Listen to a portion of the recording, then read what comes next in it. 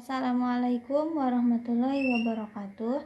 Perkenalkan, nama saya Rizka Yuliani, Prodi Pendidikan Islam Anak Usia Dini, STAI Tasikmalaya, semester 4. Pada kesempatan kali ini, saya akan membahas mengenai teori belajar dan pembelajaran konstruktivis.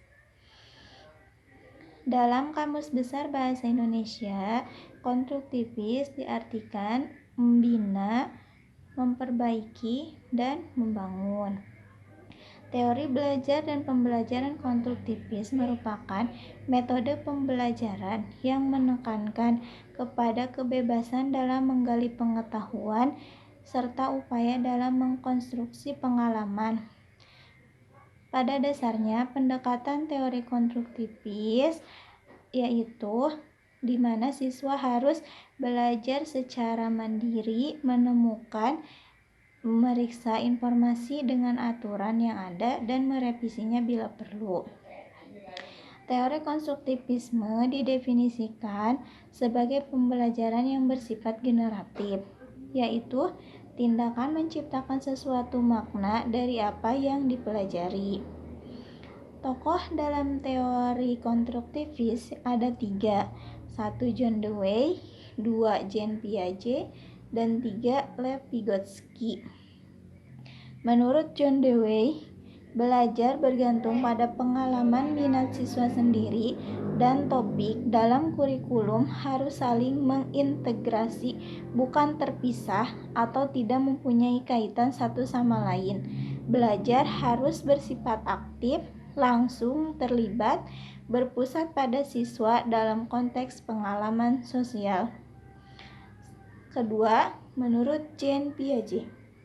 Menurut Jean Piaget, pengetahuan yang diperoleh seseorang merupakan hasil dari konstruksi pengetahuan awal yang telah dimiliki dengan pengetahuan yang baru diperolehnya melalui 2 cara, yaitu asimilasi dan akomodasi.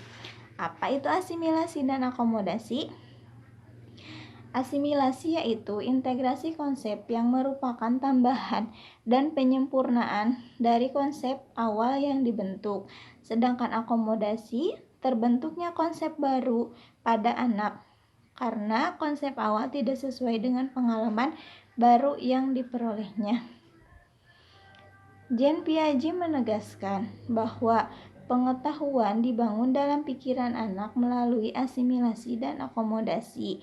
Jadi pada intinya, asimilasi itu penyerapan informasi baru dalam pikiran, sedangkan akomodasi menyusun kembali struktur pikiran karena adanya informasi. Jadi sebelum adanya akomodasi terjadi asimilasi terlebih dahulu.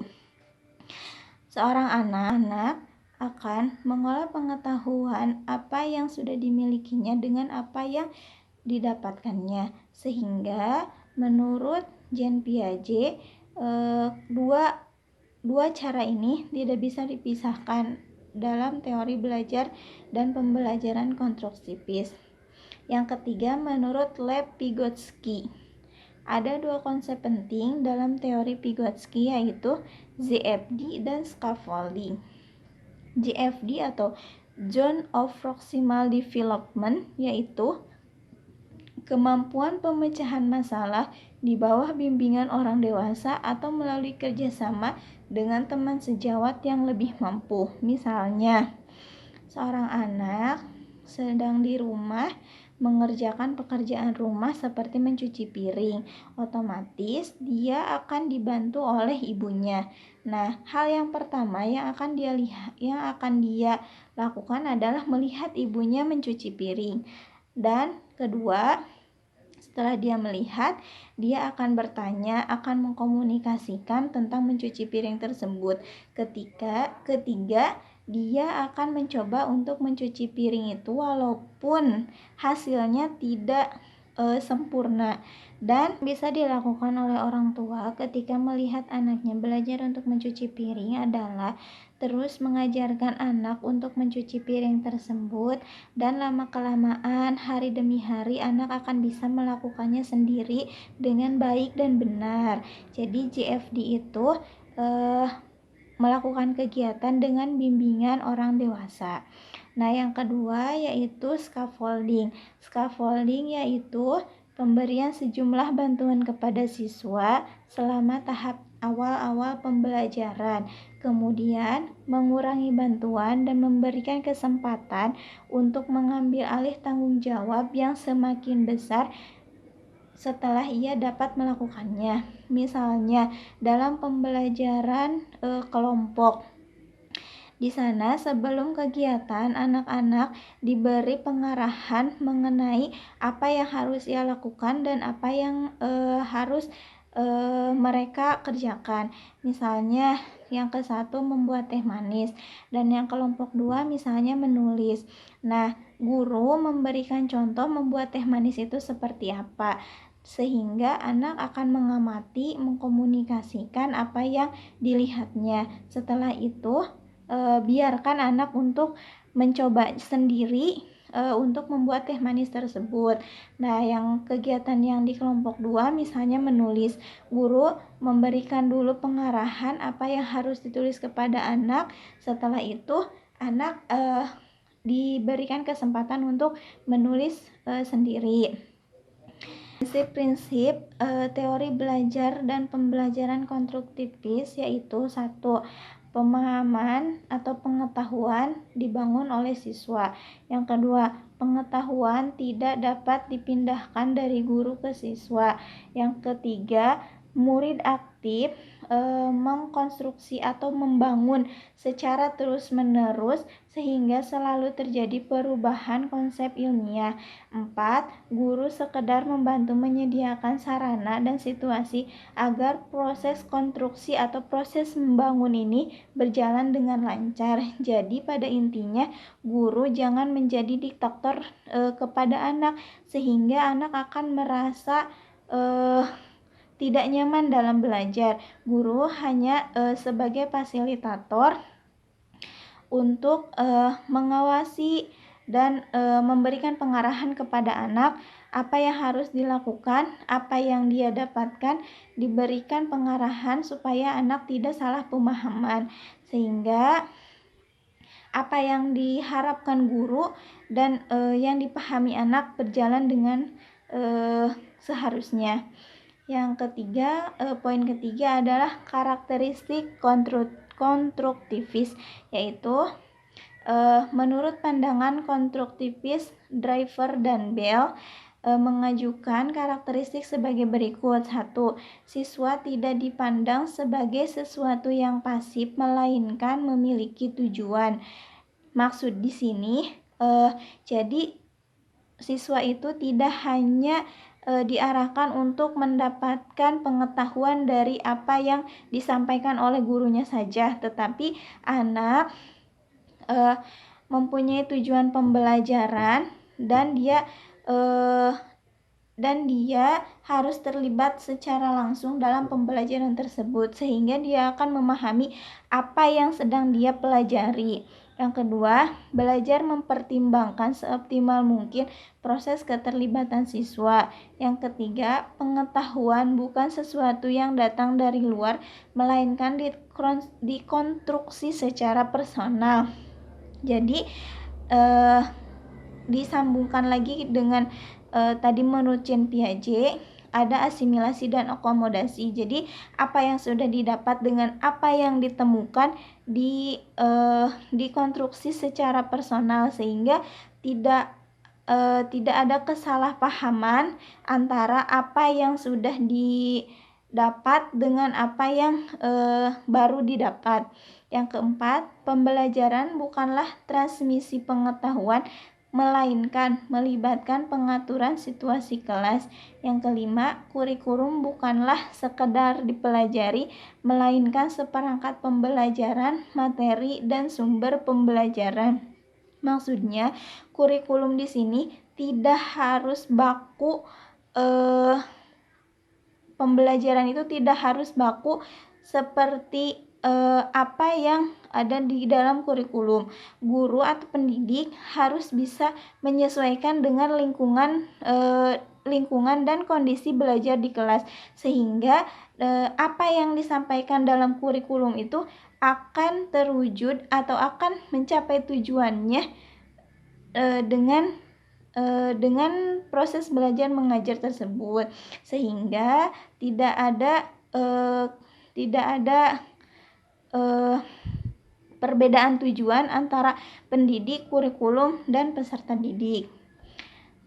Selanjutnya, implikasi teori konstruktivis. Teori belajar konstruktivis dalam pendidikan anak adalah sebagai berikut. 1. Tujuan pendidikan menurut teori belajar konstruktivisme adalah menghasilkan individu atau anak yang memiliki kemampuan berpikir untuk menyelesaikan setiap persoalan yang kedua, dalam implikasi teori belajar konstruktivisme adalah kurikulum dirancang sedemikian rupa sehingga terjadi situasi yang memungkinkan pengetahuan dan keterampilan dapat dikonstruksi oleh peserta didik. Ketiga, peserta didik diharapkan selalu aktif dan dapat menemukan cara belajar yang sesuai dengan dirinya. Jadi jelas di sini guru hanya sebagai fasilitator dan anak yang menentukan apa yang akan dia lakukan. Misalnya contoh pembelajaran teori konstruktivis, yaitu guru menyediakan balok yang memiliki bentuk bermacam-macam dengan warna yang bermacam-macam pula, diberikan kepada anak. Nah, di sana akan terlihat apa yang akan dilakukan anak. Ada sebagian anak yang mengumpulkan misalnya hanya warna merahnya saja. Ada anak juga yang hanya mengumpulkan bentuk kotaknya saja. Ada juga anak yang berusaha untuk membuat sebuah bangunan.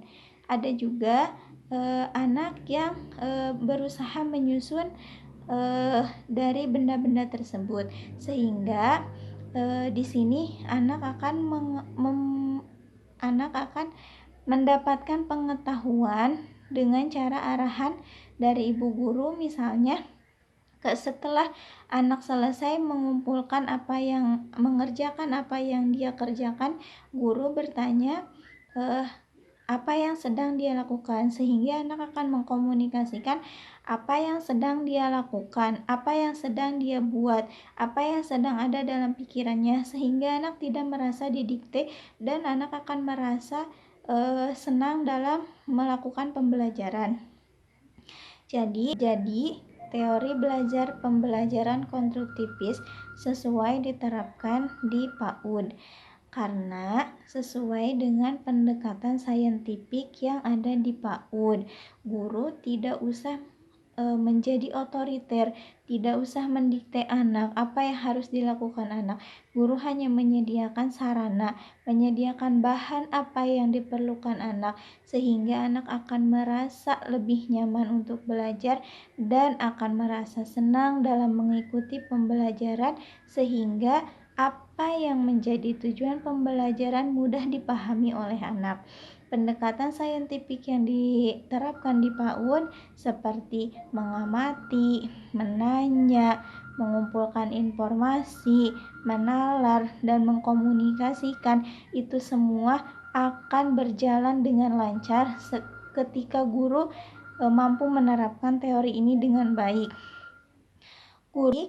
Pembahasan yang bisa saya sampaikan cukup sekian.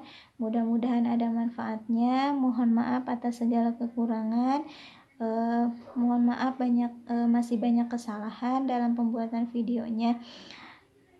Akhir kata, saya berharap semoga kita semua, kita pendidik PAUD menjadi teladan bagi anak-anak didik kita.